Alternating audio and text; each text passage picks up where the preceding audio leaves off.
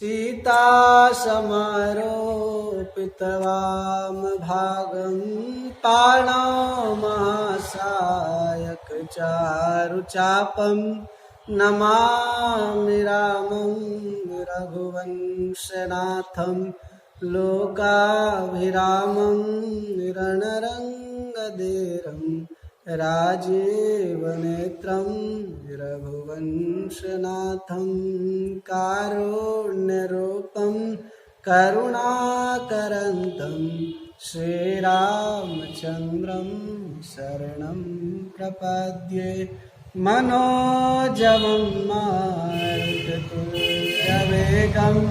जितेन्द्रियं बुद्धिमतां वरिष्ठं वातात्मजं वानरयोधमुख्यं श्रीरामदूतं शरणं प्रपद्ये। श्रीरामदूतं शरणं प्रपद्ये। श्रीरामदूतं शरणं प्रपद्ये। अतुलितबलधामं हेमशैलाभदेहं धनुजवनकृशानं ज्ञानिनामग्रगण्यं सकलगुणनिधानं वानराणामधीशं रघुपतिप्रियभक्तं वातजातं नमामि। बोलिए प्रेम से श्री सीताराम जी महाराज की जय। दो क्षण राम नाम संकीर्तन से हम कथा की ओर बढ़ेंगे। सीताराम सीताराम सीताराम जय सीताराम। सीताराम सीताराम सीताराम जय सीताराम। सीताराम सीताराम सीताराम जय सीताराम। सीताराम सीताराम सीताराम जय सीताराम। सीताराम सीताराम सीताराम जय सीताराम। सीताराम सीताराम सीताराम जय सीताराम। सीताराम सीताराम सीताराम जय सीताराम। सीताराम सीताराम सीताराम जय सीताराम। सीताराम सीताराम सीताराम जय सीताराम। सीताराम सीताराम सीताराम जय सीताराम। जय जय श्री सीताराम नाम जी महाराज की जय। हम लोग अत्रि मुनि के बारे में श्रवण कर रहे थे कि राम जी अत्रि के यहाँ, ऋषि अत्रि के यहाँ पहुँचे हैं। अत्रि के आश्रम जब प्रभु गया, अत्रि के आश्रम जब प्रभु गया, सुनत महामुनि हर्षित भयउ। सुनत महामुनि हर्षित भयउ। पुलक गात अत्रि ओठ धाये, पुलक गात अत्रि ओठी धाये, देखी राम आतुर चली आए, देखी राम आतुर चली आए। अत्रि जी देखे राम जी को तो दौड़ कर, अब मुनियों की परंपरा में शिष्य आए तो शिष्य दौड़ कर आता है, लेकिन जब राम जी आए हैं तो अत्रि जी उठकर दौड़ना शुरू किए और राम जी देखी राम आतुर चली आए, थोड़े फुर्ती के साथ, लेकिन दौड़ नहीं रहे राम जी। तो दौड़ क्यों नहीं रहे? मुनि जो है वह दौड़ रहे हैं और शिष्य आराम से आ रहा है, थोड़ा फुर्तीला के साथ, वह क्यों नहीं दौड़ रहा है? अब राम जी इतने फुर्तीले हैं, एक बार धनुष कब टंकार करके कब धनुष तोड़ दिए।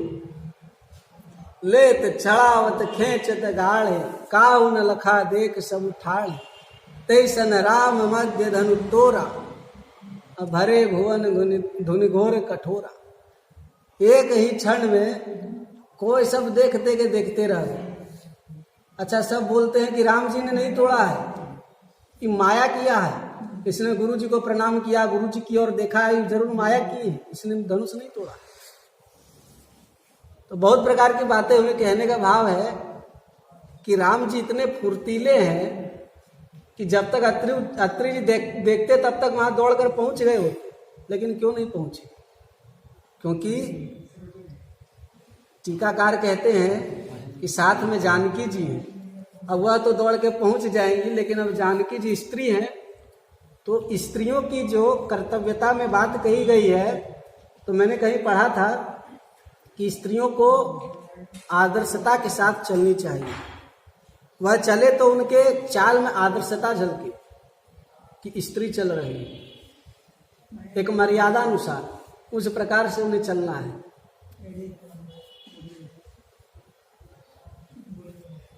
और तो इसलिए सीता जी आ रही हैं। अब राम जी सीता जी को छोड़कर जा नहीं सकते हैं, क्योंकि राम जी सीता जी की रक्षा उस प्रकार करते हैं जिस प्रकार से गोलक की रक्षा हमारे पलक करती है। पलक बिलोचन गोलक जैसे, जिस प्रकार से गोलक की रक्षा पलक करती है, उस प्रकार से राम जी सीए लखन दोनों की रक्षा करते हैं। जब वनवास में जब विकल हो जाही, कही पुरातन कथा कहानी, सुनी सुख लहई। जब देखते हैं कि सी और लखन विकल हो जा रहे हैं, व्याकुल हो जा रहे हैं, तो कई पुरातन कथा कहानी, जो पुराण की कथाएं वह सब कहते हैं। खुद भी कभी कभी बहुत विकल हो जाते हैं, लेकिन राम जी विकल तो हो जाते हैं, किंतु कभी आंख से आंसू जो ही गिरने वाला होता है तो समझ लेते हैं। सब्र दिल अपना कभी खोने नहीं देता, सब्र दिल अपना कभी खोने नहीं देता, दर्द तपते तन का ये सोने नहीं देता। राम जी कह रहे हैं, कह नहीं रहे हैं, उनके दशाओं को कवि वर्णन कर रहे हैं। अरे राम जी तो ऐसे हैं, न प्रसन्नताम या न गताभिषेकतस्था न ममले वनवास दुखतः। ऐसे हैं कि वनवास मिला है तो प्रसन्न नहीं हुए, राज्य मिला है तो प्रसन्न नहीं हुए, और वनवास मिला है तो दुखित नहीं हुए। अब नर लीला तो करनी है, क्योंकि आए ही इसलिए हैं। तो राम जी की भावनाओं को कवि दर्शाते हैं कि सब्र दिल अपना कभी खोने नहीं देता, दर्द तपते तन का ये सोने नहीं देता, और कौन पूछेगा हमारे आंसुओं की धार को, है यही एहसास जो रोने नहीं देता। यह राम जी की दशा है। इस प्रकार से वह श्री लखन की रक्षा करते हैं। खुद की दशा कुछ भी हो, पर भक्तों को धूप तक नहीं लगने देना है। एक कविता मैंने लिखी है अपने विचारों से, लेकिन अभी शायद समय नहीं है, इसलिए वह कविता कभी और उस कविता के विषय में चर्चा करेंगे कि किस प्रकार से जब भरत जी आ रहे थे राम जी से मिलने के लिए, तो किस प्रकार से उन्होंने भगवान सूर्य और धरती माँ से विनती की है।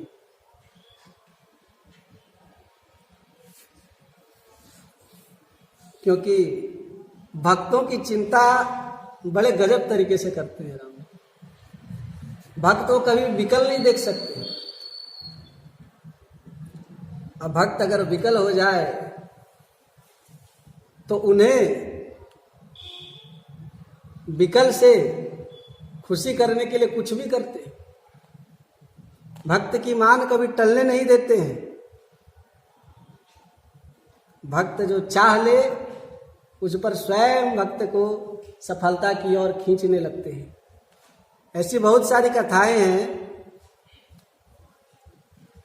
जिसमें भक्तों की रक्षा करते हुए भक्तों की ओर से पूर्ण रूप से अपने एक बार एक भक्त के यहाँ कुछ सज्जन पुरुष आ गए भोजन करने। अब बेचारे के पास भोजन की व्यवस्था नहीं, खुद जाते पूजा पाठ कराते कर्मकांड कराते, पैसा वैसा मिल जाता तो हो गया दिन भर का भोजन।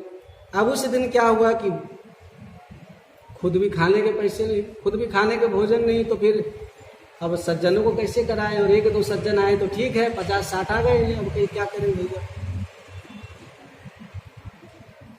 जहां चाह वहां राह। उसने यह बात ठान ली कि हमें भोजन कराना है। कबीरदास जी कहते हैं, मैं भी भूखा ना रहूं साधु भी भूखा मैं भी भूखा ना रहूं साधु ना भूखा जाए, कि हे भगवान मुझे इतना दीजिए, इतना मत दीजिए, बस इतना दीजिए कि मेरा भी पेट भर जाए। और अगर कोई अतिथि आया हो, अतिथि सत्कार भी नित्य कर्म के 6 कर्मों में से एक है। तो अतिथि अगर आए तो उन्हें भोजन कराकर ही हम वहां से भेजें। इस प्रकार की बातें कबीरदास जी यह लिख रहे हैं। तो अब आए उनके घर, अब सज्जन को भोजन न कराएं, वो तो है भक्त, ऐसा हो नहीं सकता है। क्योंकि ऐसा होता ही नहीं है कि भक्त कभी भी सज्जन को भोजन न कराए। भक्त भक्त को नहीं समझेगा तो कौन समझेगा। तो अब वह झोली उठाए और चल दिए सब्जी मंडी। अब सब्जी मंडी में गए, अब धन तो था नहीं, तो किसी से करे भैया जी आज इतने रुपये उधार रखो और इतने साग दे दो, मैं फिर कभी आके दे दूंगा। अब साग वाले कहे तुम्हारा कोई ठिकाना नहीं, घर में एक आलू उगाने की क्षमता नहीं है, तुम इतने साग ले जा रहे हो, इतने साग का पैसा कौन देगा, हमें घाटा में थोड़ी जाना है, जाओ तुम समझो और तुम्हारा सत्कर्म समझे, हम नहीं जानते, आगे बढ़ो। अब हर दुकान घूमे, कहीं नहीं मिले। अब यह सोचे भगवान भी गजब परीक्षा लेते हैं। अब उधर साधु जो है वह भूख से परेशान है। अब इधर यह भी परेशान है। अब शाम होने चला। अब साधु तो साधु होते हैं। अब क्या हुआ कि साधु लोग चले गए। अब भक्त बड़ा निराश हुआ, सोचे कि आज जाऊंगा और सज्जन है उनके सबसे क्षमा मांगूंगा कि आज आप लोगों को भोजन नहीं करा पाया, मैं इस चीज से प्रायश्चित कर सकता हूं कि मैं आज अपने प्राण को अपने शरीर में नहीं रहने दूंगा, क्योंकि मेरे प्राण ने इतनी भी मेहनत परिश्रम नहीं की कि कुछ सज्जनों को भोजन करा पाए, तो इसलिए आज मैं इस शरीर को नहीं रखूंगा, त्याग दूंगा। अब बड़ा सहमा आ रहा है। आया तो देखता है कोई साधु घर में है ही नहीं। अब पत्नी को देखा तो पत्नी आश्चर्यचकित कि इतने उदास क्यों है। और जो ये भक्त हैं यह भी आश्चर्यचकित कि ये इतने हर्षोल्लास क्यों मना रही है, उल्लासित क्यों है, हर्षित क्यों है। तो अब पहले भक्त ने पूछा कि आप इतने खुशी क्यों हो, दुखी होना चाहिए कि कोई सज्जन भोजन भी नहीं किया। तब उसने सारा वृतांत, सारी जो कथाएं थी वह कह सुनाया कि आप इतने दुखित क्यों हैं, पहले ये बतलाइए। बोले क्योंकि सभी सज्जन चले गए बिना पाए। तो बोले किसने कहा, आप इतना जल्दी भूलने लगे, अभी आप ही तो कुछ घंटे पूर्व साग सब्जी लेके आए, कितना बढ़िया से भंडारा हुआ, सभी खूब प्रसन्न, खूब आशीर्वाद देके गए हैं। तब उसे समझ में आ गया कि मेरा मान न टले, इसलिए भगवान यहाँ पर आकर सारी सुव्यवस्था किए थे। तो इस प्रकार से वह कथा हुई कि भक्तों के मान को कभी टलने नहीं देते। ऐसे बहुत सारी कथाएं हैं। सुदामा जी आए, कितनी दरिद्रता थी, टले टल जाए भक्त का मान न टलते। देखा हाँ, तो सुदामा जी आए हैं, छोटी सी पोटली, उसके बदले इतने बड़े शानदार महल मिला उन्हें। तो इसी प्रकार से अत्रि जी के आश्रम पहुंचे हैं। अत्रि जी त्रिगुणातीत हैं, सतोगुण रजोगुण तमोगुण। इस विषय पे हमें कथा भी सुन रहे थे कि कपिलदेव भगवान के एक शिष्य नंदन नाम था, जिनको उन्होंने खूब सीख दी कि तुम त्रिगुणातीत उठो, रजोगुण सतोगुण तमोगुण से ऊपर उठ जाओ। रजोगुण के देवता, सतोगुण के देवता विष्णु जी हैं, रजोगुण के देवता ब्रह्मा जी हैं और तमोगुण के देवता शिव जी हैं। अब जब कहें कि आप त्रिगुणातीत से ऊपर उठो, न नारी को देखो, नारियों के संग में मत रहो, नारियों से दूर रहो, न धन से संगत बनाओ, धन से भी दूर रहो। अच्छा देखिए, नारी के विषय में शास्त्रों में ऐसा कहा गया है। अब मैं इसके विषय में ज्यादा इस विषय पे विवेचना नहीं कर सकता, क्योंकि बुद्धि उतनी स्थूल नहीं है, बुद्धि उतनी पहुंची हुई नहीं है। तो इसलिए कहा गया न स्त्रियम न संभाषेत स्त्रियम कांचित पूर्वम दृष्टाम च न स्मरेत कथाम चवर्जयेत येत्तासाम न पश्ये लिखितामपि। स्त्रियों को, कोई भी हो, लड़की हो स्त्री हो,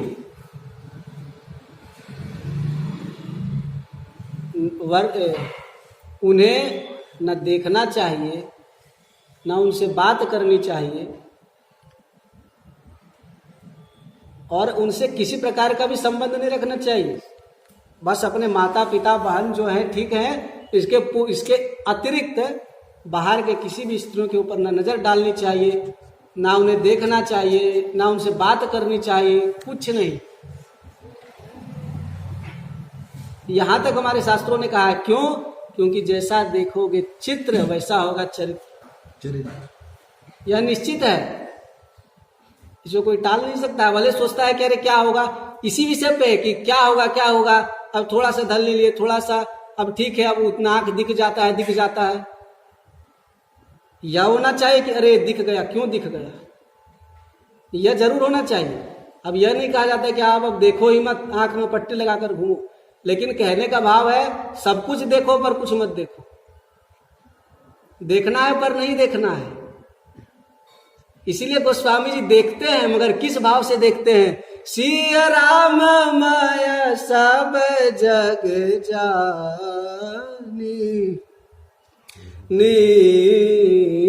सिया राम माया सब जग जानी, करऊं प्रणाम जोरे जोग पानी। इस प्रकार से गोस्वामी जी देखते हैं। ये नहीं देखते कि वह लड़की वह लड़का। यही भाव सुखदेव जी में है। सुखदेव जी कुछ नहीं, सब एक जैसा, तुम भी एक, तुम भी एक, तुम भी एक, तुम भी एक। गोस्वामी जी तुम भी सीताराम, तुम भी सीताराम, तुम भी सीताराम और तुम भी सीताराम। तो इस प्रकार से देखते हैं। जो कथा है यह वो हम कल श्रवण करेंगे। कपिल देव भगवान और नंदन के विषय में त्रिगुणातीत से उठने के लिए कहे हैं। सीताराम सीताराम सीताराम जय सीताराम, सीताराम सीताराम सीताराम जय सीताराम, सीताराम सीताराम सीताराम जय सीताराम, सीताराम सीताराम सीताराम जय सीताराम, सीताराम सीताराम सीताराम जय सीताराम, सीताराम सीताराम सीताराम जय सीताराम। जय जय श्री सीताराम नाम महाराज की जय।